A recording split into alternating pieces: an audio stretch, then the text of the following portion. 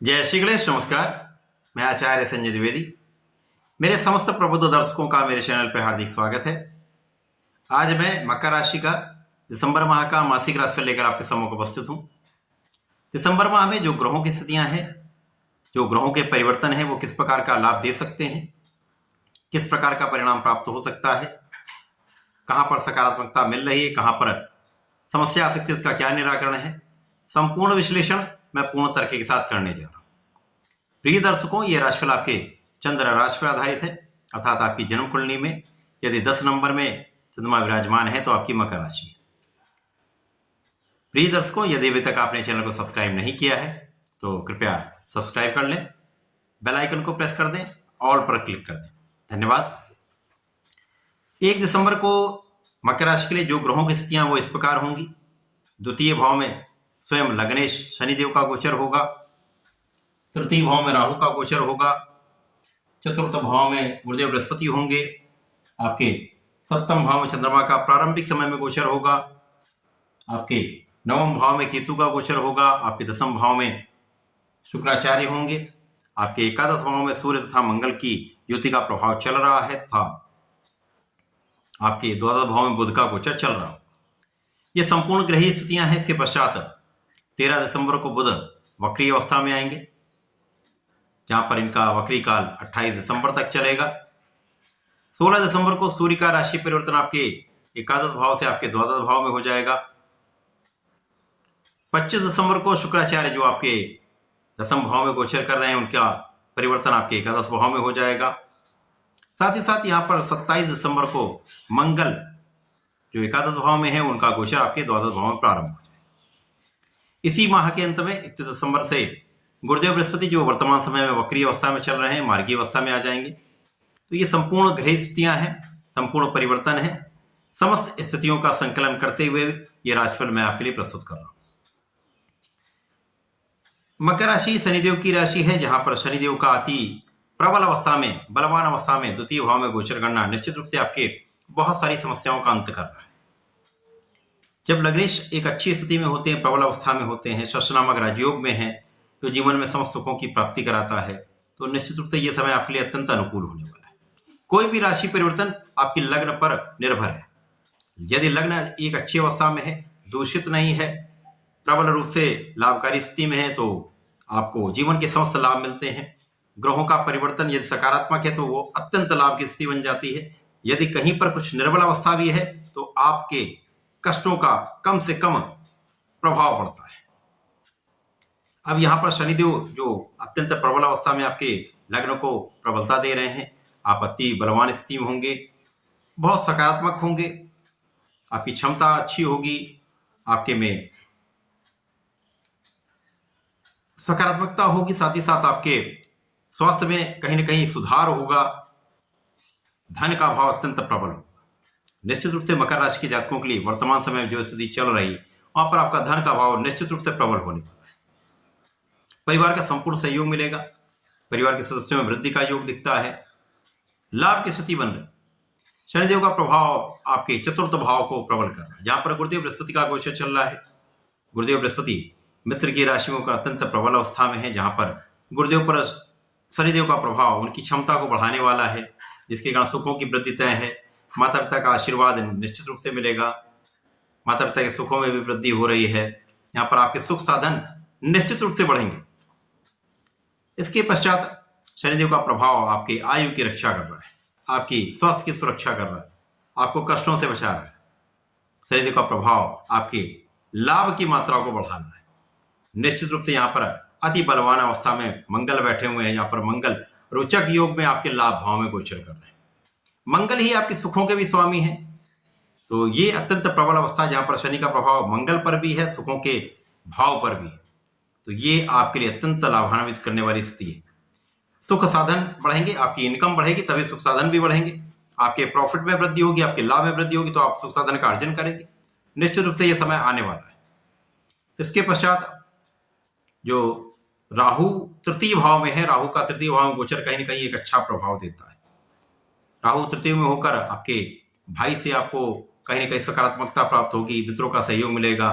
यहाँ पर राहु का प्रभाव आपके सप्तम भाव पर है, जहां पर प्रारंभिक समय में चंद्रमा का गोचर चल रहा है, जिसके कारण आपके तनाव में कुछ वृद्धि हो सकती है तथा जीवन साथी से आपका जो सामंजस्य है वो कम हो सकता है। आपको सामंजस्य बनाना चाहिए, जीवन साथी को सपोर्ट करना चाहिए तथा यहाँ पर आपको जीवन साथी से लाभ की तो निश्चित रूप से संभावना है, परंतु ये सामंजस्य बनाकर रखेंगे तो आपसी संबंध भी अच्छे रहने वाले।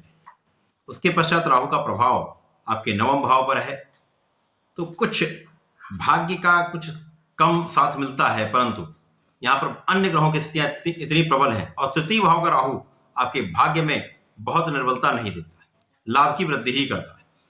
तो कुल मिलाकर राहु का ये परिवर्तन जो आपके तृतीय भाव में आपको लाभ दे रहा है।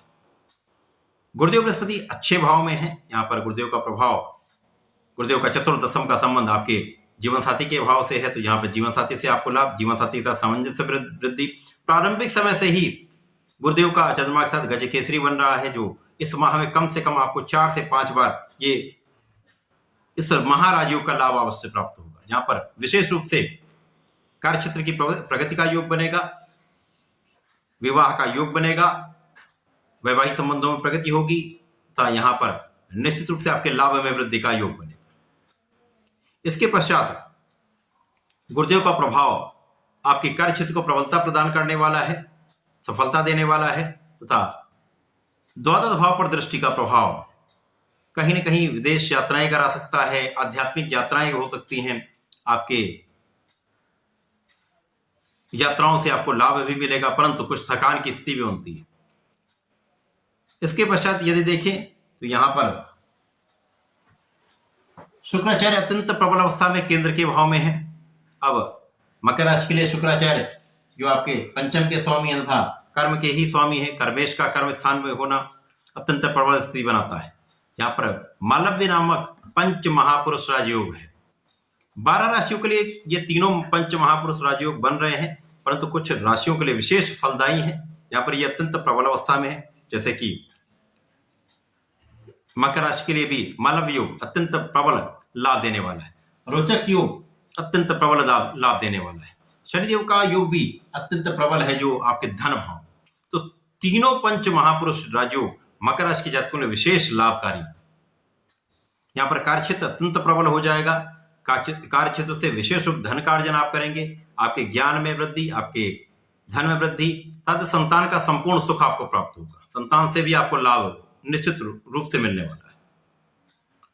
इसके पश्चात सूर्य तथा मंगल का महापराक्रमी योग आपके एकादश भाव में, जो आपके ज्ञान को बढ़ाने वाला है, सुखों को बढ़ाने वाला है तथा आपकी इनकम को डबल करने वाला है।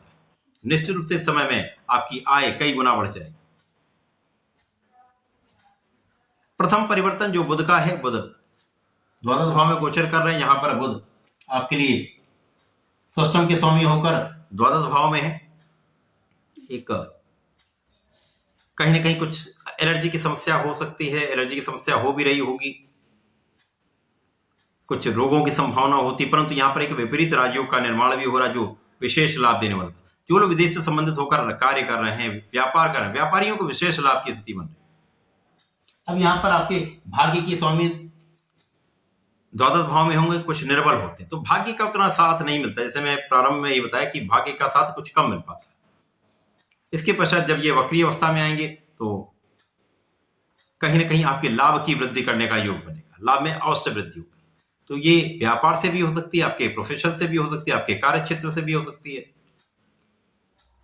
इसके पश्चात सूर्यदेव का परिवर्तन जब आपके द्वादश भाव में हो जाएगा तो यहां पर सूर्य आपके अष्टम के स्वामी होकर जब द्वादश भाव में जाएंगे, यद्यपि सूर्य को कोई भी तर्क दोष नहीं लगता है, परंतु द्वादश भाव है, निर्बलता का भाव, क्षय का भाव है, तो यहां पर आपके रोगों की कमी हो जाएगी, रोग दूर होने लगेंगे, स्वास्थ्य अच्छा होने लगेगा, आपके स्वास्थ्य में सुधार से आपको लाभ की वृद्धि हो जाएगी, समस्या दूर होने लगेगी, आध्यात्मिकता में वृद्धि हो जाएगी। शुक्राचार्य का परिवर्तन एकादश भाव में हो जाएगा। कर्म क्षेत्र के स्वामी जो आपके पंचम के भी स्वामी है, जब वो लाभ भाव में जाएंगे तो यहाँ पर कार्य क्षेत्र से विशेष लाभ तथा यहाँ पर आपके ज्ञान, संतान तथा प्रेम की स्थिति अच्छी रहने वाली, विशेष रूप से प्रभावी रहने वाली। शुक्राचार्य का यहाँ पर होना विशेष रूप से लाभकारी है, विशेष योग बनाने वाला। यद्यपि ये वृश्चिक राशि है जहां पर मंगल शुक्र का संबंध बनेगा। मंगल शुक्र का संबंध प्रेम संबंधों की वृद्धि करने वाला होता है। यहाँ पर नियंत्रण आपके लिए आवश्यक है। अब सूर्य चूंकि यहाँ पर द्वादश भाव में है, यहाँ पर आपके आत्मबल को आपको बढ़ाना हो। निश्चित रूप से यहाँ पर आपको सूर्यदेव को जल देना चाहिए। आदित्य हृदय सोतम का पाठ अवश्य करना चाहिए। यदि आप ऐसा करेंगे तो आपका आत्मबल प्रबल होगा, बलवान स्थिति रहेगी, तो आप नियंत्रण अपने ऊपर कर पाएंगे। इसके पश्चात मंगल का परिवर्तन जब द्वादश भाव में हो जाएगा, मंगल चूंकि यहाँ पर आपके सुखों के स्वामी है तथा लाभ के स्वामी होकर द्वादश भाव में जाएंगे, यहां से कुछ लाभ की मात्रा कम हो जाएगी। आपके परिश्रम अधिक होंगे, आप पूरे एफर्ट्स करेंगे, आप अपनी क्षमता से पूर्ण कार्य करेंगे, परंतु उनका लाभ आपको उतना नहीं मिल पाएगा, क्योंकि यहाँ पर भाग्य का भी उतना साथ नहीं मिल पा रहा है। लाभ के स्वामी भी वहां पर होंगे, तो कहीं ना कहीं से कुछ निर्बलता अवश्य हो। तो यहाँ पर परिश्रम के बाद भी बहुत लाभ नहीं मिलता, परंतु बड़े ग्रहों की स्थितियां अत्यंत प्रबल है, जिसके कारण आपको कहीं ना कहीं कष्ट की स्थिति नहीं बन रही, समस्या बहुत नहीं आने वाली। नवंबर माह का जो अंतिम सप्ताह है वह कुछ तनाव भरा हो सकता है, परंतु बाकी का पूरा माह आपके लिए अत्यंत लाभकारी है। इस समय का आपको लाभ भी लेना चाहिए। अब चूंकि यहाँ पर शनि की 7.5 का अंतिम चरण चल रहा है, आपके लिए लाभान्वित करने वाला है। यहाँ पर शनिदेव को प्रत्येक शनिवार चौमुखी दीपक का प्रज्वलन करना चाहिए, ओम शम शनिश्चराय नमः का जप करना चाहिए तथा प्रत्येक शनिवार को भगवान भोलेनाथ पर जलार्चन करके काले तिल का अर्पण करना चाहिए। बहुत छोटा सा प्रयोग है, लेकिन अत्यंत लाभान्वित करता है, जीवन में समस्याओं से आपको दूर करता है। तो ऐसा करके इसका लाभ लें। धन्यवाद, नमस्कार।